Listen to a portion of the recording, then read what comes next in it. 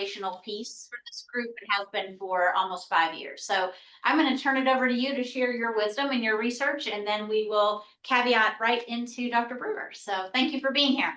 Great. I wish I was actually there. I do Can too. you all hear me? Yes. Yes. Okay, perfect. And I am super happy to share my research. And I'm, for the most part, I just want to sort of let the data speak, and also say that much of what I'm going to share is not just my research, but other work on licensure. But I think I want to just from the outset to be transparent, tell you my very anecdotal take on licensure tests. I mean, a lot of when people think of licensure, they're mostly talking about tests, and I'm going to talk mostly about what I think we know about tests. We don't know as much about other elements of teacher licensure, but I want to just be transparent at the outset to say, I have two kids. They're in high school, and as part of my work on teacher licensure tests, I have taken licensure tests. So I've seen what is required of teachers in a couple of different states, and my gut tells me that I would want teachers for my kids who could pass these tests. I think the empirical evidence, however, is a little bit more complicated than that. And that's what I want to tell you about. But I also just want to say that is where sort of my gut is based on having looked at the tests themselves. And what I'm going to do is give you just a very high level overview. The last slide, and I think that you all hopefully have the slides, or if you don't have the slides, I can certainly get them to you. And I also welcome follow-ups if people have questions. So I'm giving you a very high level overview and sort of invite questions and discussion and follow-ups. Okay, so I first want to say, and I'm sure you all know this topic, but I'll say, like, licensure is arguably like the primary state function to ensure minimum standards of teaching quality. Pedagogical training, approved teacher training programs, clinical practice, and passing one or more licensure tests is all part of a state's typical licensure system, but there's a lot of focus on the tests themselves, less evidence about some of these other things that are part of a licensure system. I think licensure is controversial both because it is the state restricting what localities can do in terms of teacher hiring, but also because we're operating in an environment where there's been efforts to diversify the teacher workforce, which is, primarily white. And also we're operating in an environment where there have been teacher shortages. And so people worry about restricting the ability to hire when school systems are struggling to staff classrooms.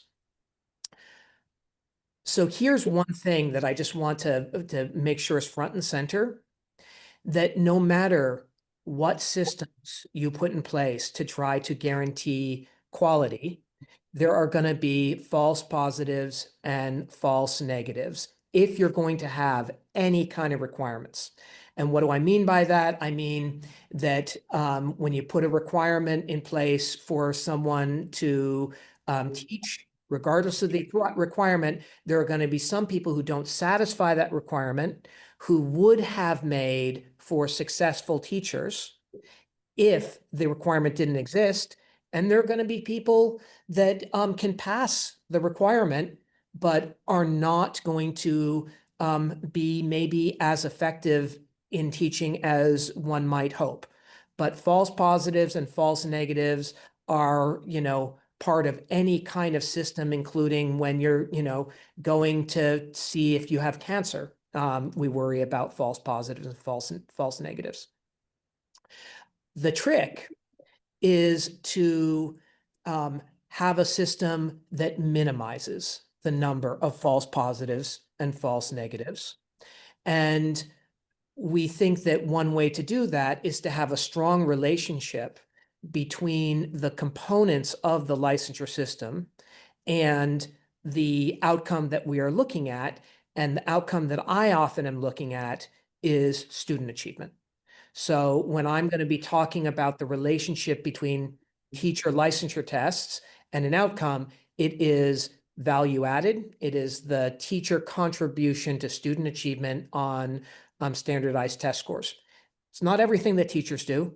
I think that they contribute to students in a variety of different ways, and some of them are not picked up by standardized tests. But I personally think that how well students do on tests is an important predictor of their later life outcomes. So we should really care about that. So value added or contribution to test score gains is one of the metrics that we're talking about. It's very hard to tell whether licensure is improving the overall quality of the workforce, because even if we see strong relationships between the components of licensure, like licensure test performance and student achievement, we don't see the folks that are not hired, potentially because the state has this requirement. So it is possible that states can impose licensure requirements and it doesn't change who's hired at all. Maybe school districts left to their own devices, even in the absence of a licensure test requirements, would have hired the very same teachers because they're the ultimate employer. Or maybe the restriction in who can be hired does change the composition of who gets hired. And that makes it really hard to know whether a licensure system is leading to improvements in the overall workforce quality or not. But we do know a fair bit more about the performance on licensure tests and future teacher outcomes. And that's what I'm going to focus on next. If I can make my slides go forward. So let me give you sort of the big picture. I think if you look at the relationship between licensure test performance of teachers and student achievement, that licensure tests and student achievement tend to be positively correlated. And that's in a statistical framework where we're trying to account for the other things that are not about the teacher that predicts student achievement. We don't know much about some alternatives or some other components of licensure that states use. EdTPA is a great example. I don't know if Kentucky has used the EdTPA, but it's an assessment, portfolio kind of assessment that is used by some states that teacher candidates put together when in the course of doing their student teaching. We do know more that licensure systems do limit the supply of teachers, because we can see that there are folks that don't pass the licensure test, and it changes the composition of those eligible to teach. Prospective teachers of color are less likely to pass licensure tests.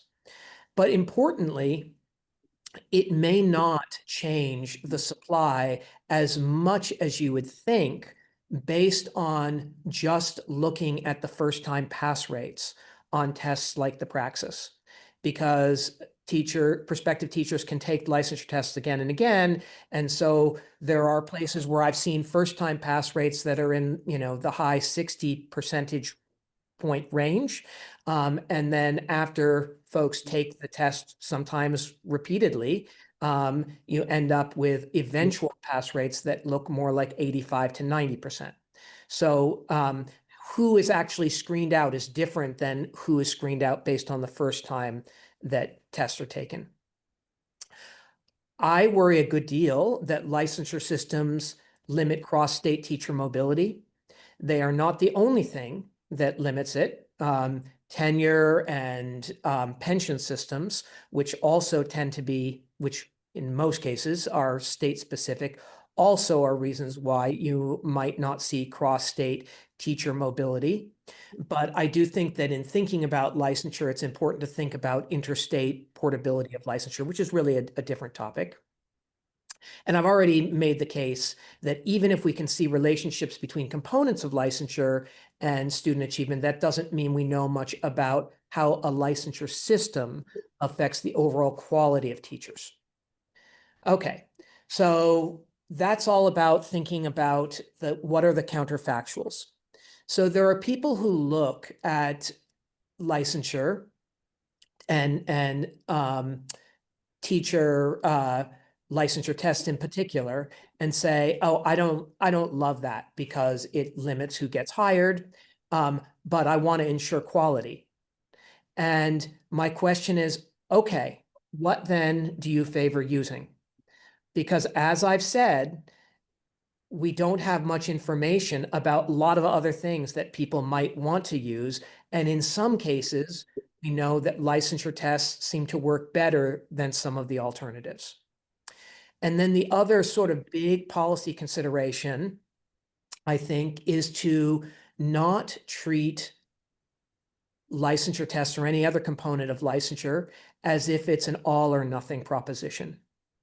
Because as I said at the beginning, a system works better if there's a strong relationship between the attribute of the system, in this case, the performance of teachers on these tests, and student achievement. And I think there are things that we can do in making to make licensure test performance more strongly related to teacher performance, and not treat the question of licensure tests as do we use them or not, but treat it as a how do we improve them so that there are fewer false positives or false negatives. And I can see from looking at my slide that here I use the terms type 1 and type 2 errors, but it's basically the same idea. All right, so now let me get to some research, and this is work in Washington State. And there's research on licensure from a number of different states: Washington, North Carolina, Massachusetts, Texas. So what I'm saying from Washington may not apply, but the general proposition that licensure tests tend to be positively correlated with student achievement, I think applies across states. In this particular case, what I'm looking at is a basic skills test, the West B math test, which is like Praxis 1, that the state used to require of all teachers. And I'm showing you results that relate teacher performance, which is on the x-axis on the basic skills test. And I've grouped teachers into teachers that fall into the bottom quartile of performance on the test. So that's on the left here, the 0 to 25th percentile, the 26th to 50th, 50th to 75th, and 76th to 100th. And on the vertical axis, the y-axis, is what we estimate the relationship between the performance of the teachers is and student achievement in algebra. And if you look at this, it's a pretty flat result. So this is an example of a test where there was not a strong relationship between the test requirement and student achievement. Well, that's not always the case. So this is another test that I have, which is in biology. So here we're looking at there are actually two different tests that teachers could teach to make them eligible to teach 9th grade biology. And in both cases, if you look at teachers that are at the 76, fall into the top quartile of performance on the licensure tests, as opposed to the bottom quartile of performance. Teachers that do better on the tests, one of them is the West E, which is a subject matter test that is sort of a general science test, and one is the West East Science test. In both cases, if you have a teacher that does better, students are statistically more likely to do better. And these are pretty big results.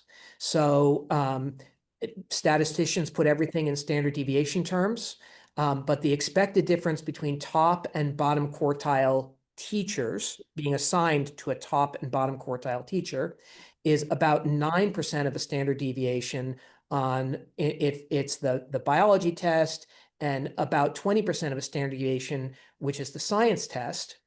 And the way to sort of think about these standard deviations is that we know that teachers tend to get better as they gain experience in the classroom. And the difference between a novice teacher and a teacher with about 5 to 7 years of teaching experience tends to be on the order of magnitude of 0.05 to 0.1 standard deviations. So based on that, I think that this science test for teachers, if you are teaching 9th grade biology, does a pretty good job of predicting who's going to be a successful biology teacher, even before you ever see any of these folks. So I've just shown you a case where the test does not predict much of anything, and a case where the test is strongly predictive. And that's really kind of where I'm going to conclude, which is to say that there are many different licensure tests, and they look like their predictive validity varies depending on the subject matter and the kind of class that you are teaching. And here is me reading between the lines a little bit on a body of evidence about licensure tests. I think that the licensure tests tend to have better predictive validity, again, are more predictive of student achievement in math and science than in ELA. And they tend to be more predictive when you're teaching at higher grades. So teaching younger kids and looking at early test scores of those younger kids, I think the tests are less predictive. And I think that the more that the test is sort of narrowly tailored to be about the subject that you're teaching, that it also tends to be better. And I think none of those should be terribly surprising. None of it's rocket science. That, maybe the things that make someone effective as a teacher for young kids in 3rd and 4th grade, it's more about the ability to like connect with the kids and inspire kids. And that's not going to be picked up all that well by paper and pencil, or in this case, computer-based test of subject matter. But if you're teaching 9th grade biology, it probably matters whether you know 9th grade biology. So again, this goes to the idea that I think we should not treat these things as generic, but try to figure out which tests should be used for which kinds of teachers, and how can we make the tests better. So let me stop there. I have some time I'm not sure how much time you all have, but if folks have questions or thoughts, I've got time to try and answer any of them. Yeah, jump in, please. The graphs you show are correlational. So what statistical methodology did you use to show prediction? Yeah. The great question. I won't be able to fully answer it, but it is value added. So these graphs that I'm showing you are not just the raw correlations between teacher performance on the test and student achievement. They are the relationship between teacher performance, where we are really trying to teacher performance on the test, and then a measure teacher performance on the licensure test, and then a measure of teacher performance that is their contribution to student learning gains on state assessments. And so there's a lot packed into that statement. It's a statistical methodology where we're looking at teachers who get a group of students who are tested either in the fall and then tested again in the spring, or sometimes it's tested at the end of one spring and at the end of the next spring. So we can see how much did they move student achievement on the test, the state test score. How much did they move students?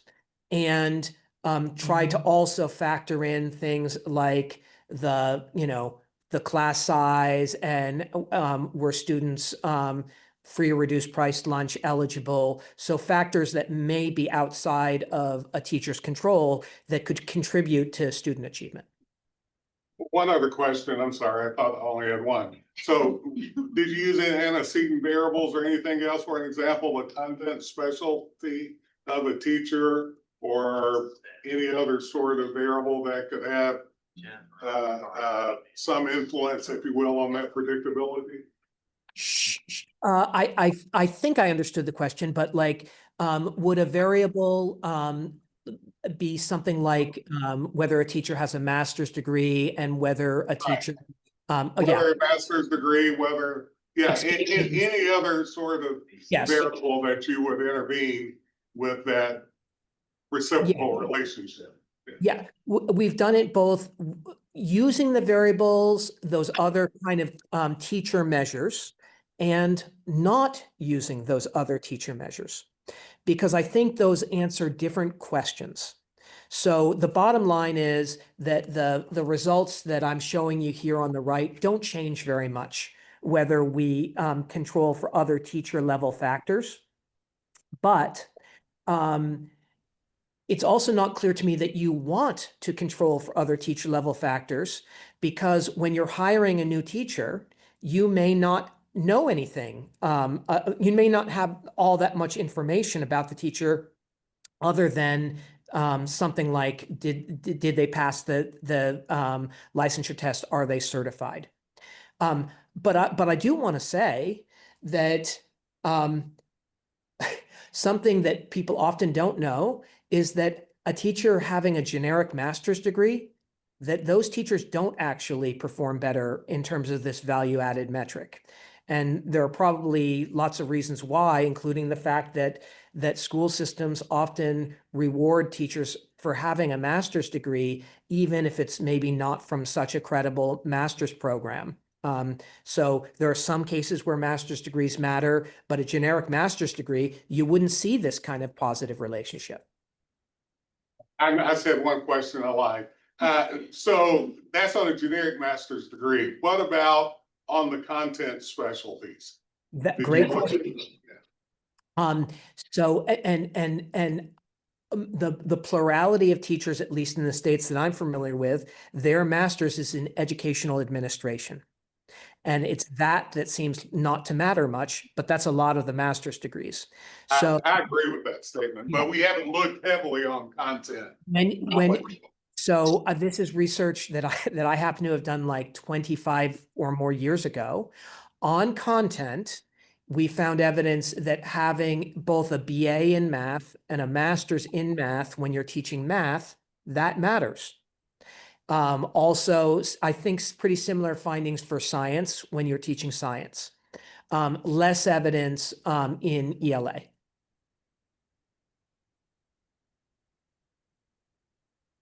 Any other questions? Super fascinating. Yeah, jump in. On the alternative pathways to licensure as opposed to a test-based pathway, we don't have that in Kentucky, but can you touch that evidence again? I want to make sure I understood that. I actually didn't say anything about alternative pathways before. And I think that licensure systems, both traditional and alternative, differ a whole lot from one state to the next. So I have seen evidence that suggests that if you come through an alt route in some states, you look like you do about as well as teachers who come through traditional routes. In some states, Teach for America is treated as an alt route, and Teach for America teachers, especially in math, look like they're relatively effective. But there are other states, like Texas as an example, where it looks like the teachers that are coming through alt routes are not as effective as those that are coming through traditional routes. But again, it's why I wouldn't generalize about alt and traditional routes across all states, because in Texas, the alt route system looks pretty different than it does in Massachusetts. Well, I think he was talking about EdTPA, so those performance-based assessments versus a standardized assessment like Praxis. Okay, yeah, there are only a couple, and at last I remember it was 2 or 3 studies of EdTPA. And I would say that EdTPA is positively associated with value added, but the strength of the relationship is on the same order of magnitude as the strength of the relationship that we see for some licensure tests and student achievement.